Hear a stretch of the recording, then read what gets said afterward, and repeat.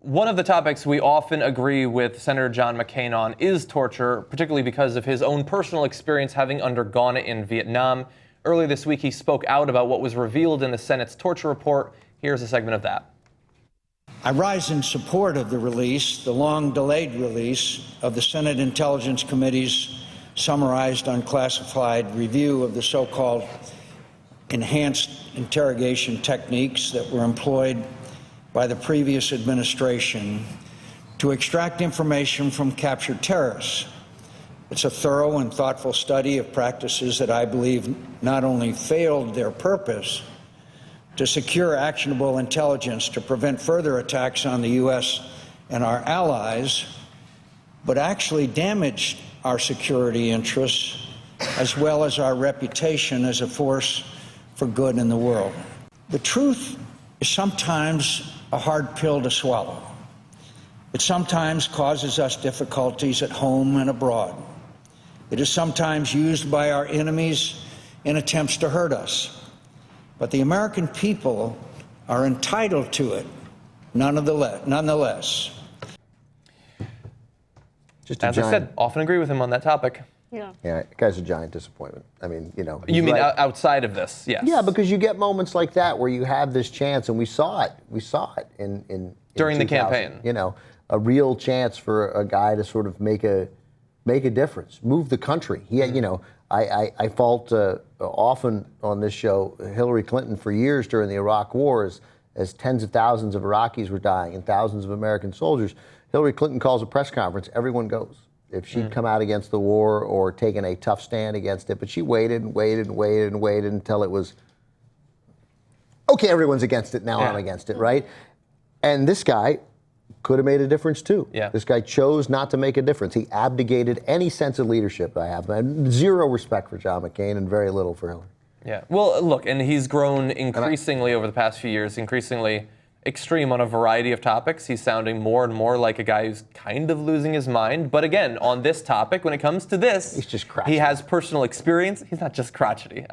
He has personal experience. Damn, and Ben is not buying it. I think that he brings a large amount of respect, not just from people like us who know we're going to agree with him on torture, but I mean, he still has a lot of respect from the right wing, I think, in a lot of ways. Look, to be honest with you, I did not know how John McCain was going to come out on this because he is such a war hawk. He's so in favor of invading countries. If there is an opportunity to go to war, he's going to say, let's go to war. So my assumption was that he would be in favor of the torture. So the fact that he's speaking out against it, even if it's too late, makes me have some respect for him. Well, he has been speaking out against it for years. From the first moment the allegations came out.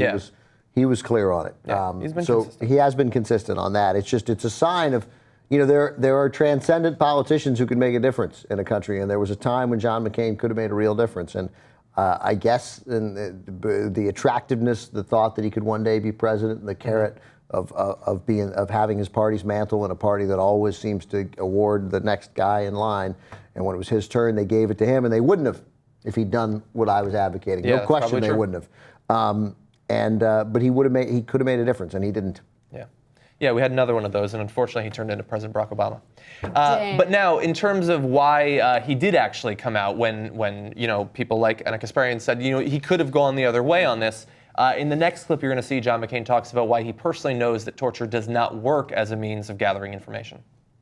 I have long believed some of these practices amounted to torture, as a reasonable person would define it.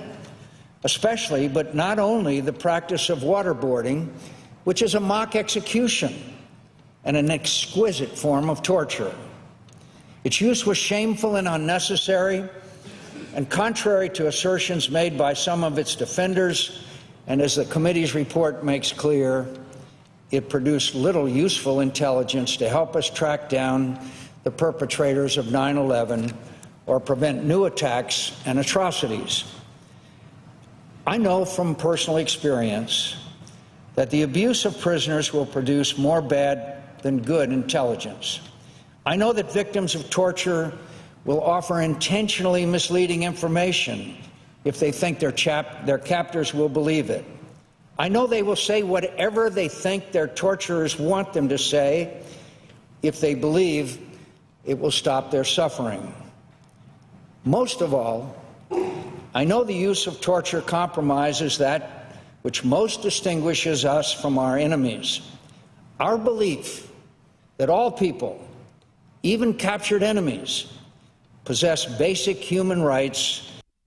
Yeah, the captured enemies do, and the people who we held and tortured for years, only based on information that was given falsely from other people being tortured. A number of people who had no actual evidence against them except for the false confessions of other people being tortured. It's interesting how firsthand experience in something can make you either change your mind or differ from your own political party on a particular issue, right? So on this issue, I think since he was a prisoner of war and he knows what it means and what it's like to be tortured and how it leads to false information, you know, he obviously differs from the Bush administration on this issue. And it just shows you how important it is to not be in your little bubble and understand the perceptions of other people that have been there. CIA is a joke for an organization filled with talented people who, in a specific case, can make a great difference to the security of this country and have over time. But you can't blame it entirely on the Bush administration because the CIA did not stand up when, talking about giving false information, and we didn't torture Curveball, the jackal who, in order to get asylum into Germany, told Germans everything they wanted to hear, and then they relayed that to us, and then he told us everything we wanted to hear about Saddam and weapons of mass destruction. It was horseshit. They had an agenda. And when you torture people, they have an agenda. Stop torturing me. Also, the other agenda is I'm fighting a war with you. And by the way, I'm not interested in helping you end it soon because right now you're torturing me. So, you know, the CIA sort of went, some willingly, some in it willingly, some in it not willingly, some looking to cover their ass, bungled us into a war on bad intelligence that they could not get us out of which there was actionable intelligence that would have gotten us out of it. It was not hard to prove. Yeah. It was provable.